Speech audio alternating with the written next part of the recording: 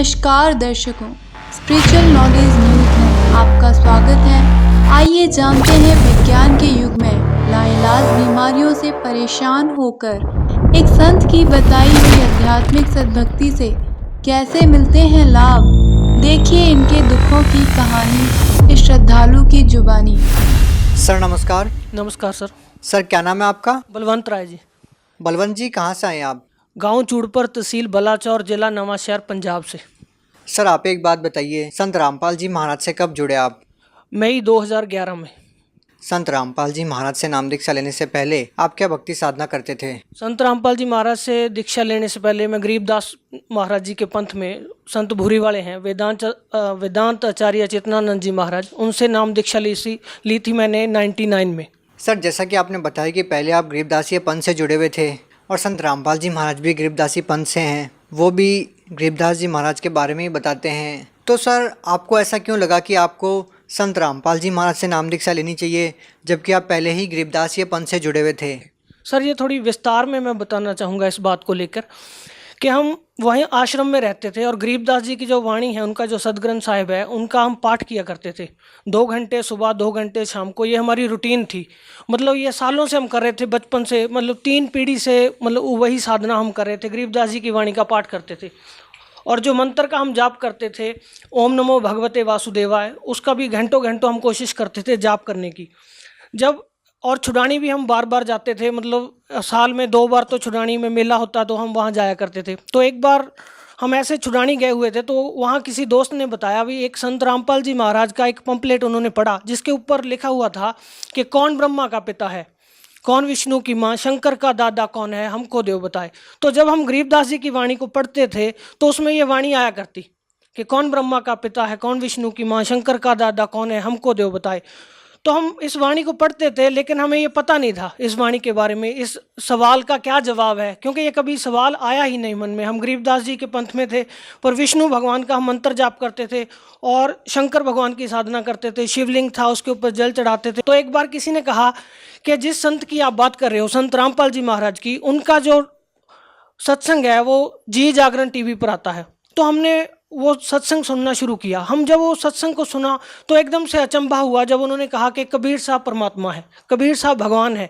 इससे पहले हम क्या कृष्ण जी को भगवान मानते थे, विष्णु जी को भगवान मानते थे, शंकर को भगवान मानते थे, कबीर साहब को एक सदगुरु मानते थे कि वो एक संत हैं, सदगुरु हैं। पर जब उन्होंने ऐसा कहा कि कबीर साहब भगवान है, तो हमें इतनी हैरानी हुई इस बात की, जिस भगवान की सारी दुनिया खोज कर रही है, उस भगवान की हम रोज वाणी पढ़ते हैं, उनकी आरती करते हैं और उनका जो है हम भोग में करते हैं, सारा कुछ संध्या आरती करते हैं, और हमें इस बात का ही ज्ञान नहीं है कि ये कबीर साहब भगवान है।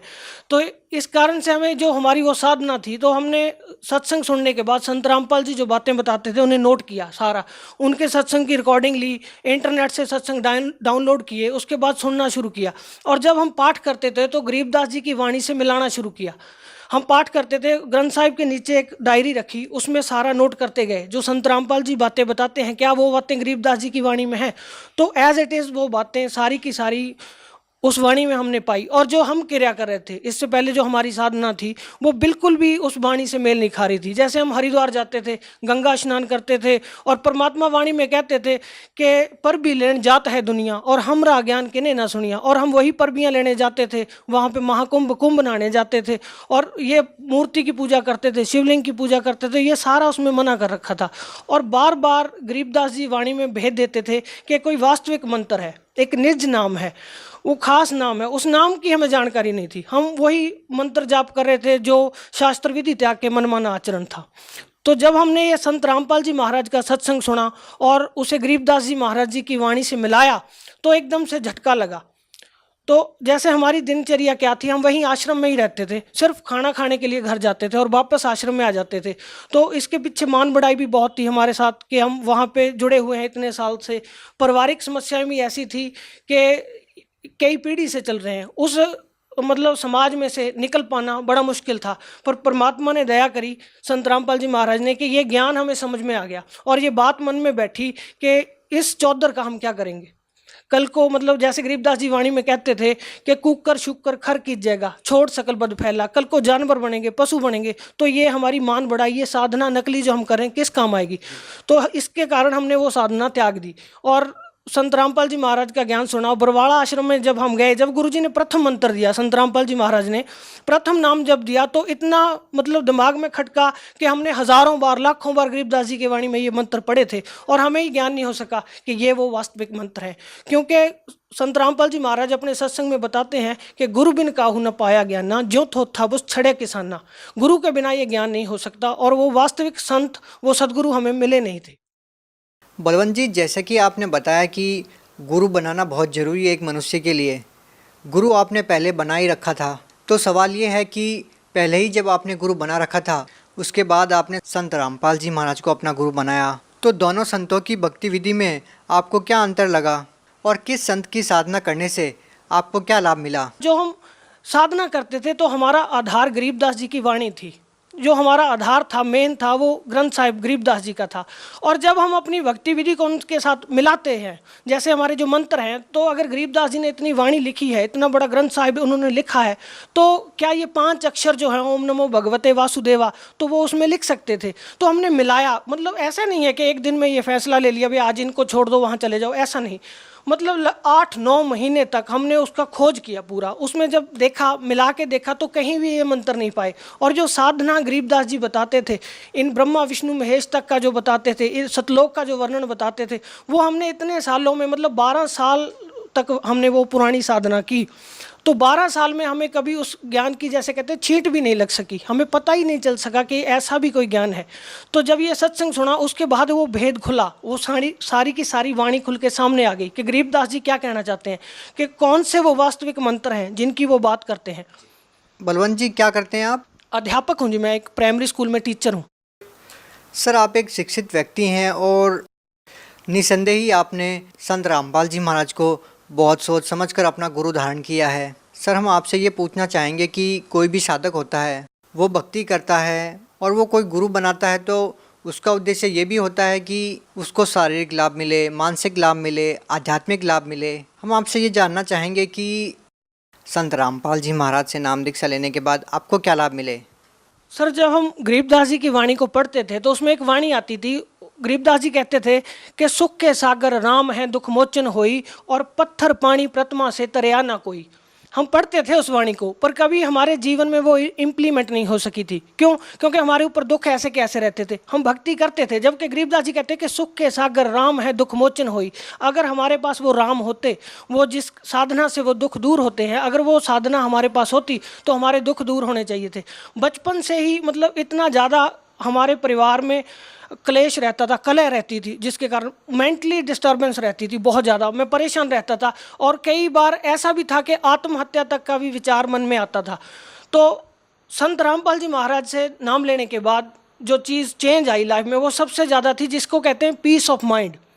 हर शिक्षित व्यक्ति है जो वो इस बात की खोज करता है कि मानसिक शांति होनी चाहिए। अध्यात्म के मार्ग पर जो भी आदमी चलता है, वो सबसे पहले उसकी यही खोज होती है, पीस ऑफ माइंड, कि हमें आत्मिक और मानसिक रूप से शांति होनी चाहिए। तो संत रामपाल जी महाराज की शरण में आने के बाद सबसे बड़ी चीज़ ये हुई कि मन की जो भटकना थी वो समाप्त होगी। पहले हम कहीं जाते थे भगवान की खोज में कि वो शांति मिले, हम मानसिक रूप से हमें शांति मिल सके। तो वो शांति जो वास्तविक थी, वो सत्य साधना से होनी थी, और वो सत्य साधना संत रामपाल जी के पास थी। तो जब हमने ये नाम लिया, तो सबसे बड़ा लाभ क्या हुआ, ये मानसिक रूप से शांति होगी, मन की भटकना खत्म होगी। जैसे संत रामपाल जी महाराज अपने सत्संग में बताते हैं कि पर्वत पर्वत में फिरया, कारण अपने राम, और राम जैसे संत मिले जिन सारे सब काम। तो वो मानसिक शांति सबसे पहली चीज़ थी। और फाइनेंशियल जो कंडीशन थी हमारी, जो हमारे जानकार हैं, जानने वाले सारे जानते हैं कि फाइनेंशियल तौर पे बहुत ज़्यादा कंडीशन अच्छी नहीं थी। संत रामपाल जी महाराज से नाम लेने के बाद सबसे बड़ा ये लाभ हुआ कि हमारी फाइनेंशियल कंडीशन है बहुत ज़्यादा सुधर गई। और उसके साथ साथ जैसे शरीर में होते हैं रोग, जैसे एक वाणी है, उसमें कहा कि दास गरीब तबीब सतगुर बंदी छोड़ कबीर हैं। वो असली जो वैद्य हैं, जो असली डॉक्टर हैं, वो कबीर साहब हैं, और वही अपने संत के माध्यम से लाभ देते हैं। तो हमारी माता जी हैं, उनको जो है, उनका खून इतना कम हो गया था, मतलब 5 पॉइंट समथिंग था। तो डॉक्टर के पास गए तो उन्होंने बोला कि इनको जो है ब्लड चढ़ाना पड़ेगा, अगर ब्लड नहीं चढ़ाओगे तो इनकी सेहत और ज़्यादा ख़राब हो जाएगी। तो हमारी माताजी ने संत रामपाल जी महाराज जी से नाम लिया और उसके बाद जब हमने टेस्ट कराया, हमने डॉक्टर को बोला, टेस्ट कराने गए और रिपोर्ट लेके हम डॉक्टर के पास गए, हमने बोला जी वे ऐसे ऐसे बोला था, इनको खून चढ़ाना पड़ेगा।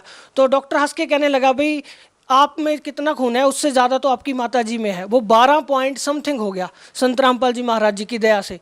और सर ऐसा ही है कि हमारी शादी के कई साल बाद तक हमारे बच्चा नहीं था, तो उसको लेकर थोड़ा मेरी वाइफ भी परेशान रहती थी। तो हमें ऐसा नहीं था, संत रामपाल जी महाराज का ज्ञान था, पर मेरी वाइफ को कभी कभी इस बात की चिंता होती थी।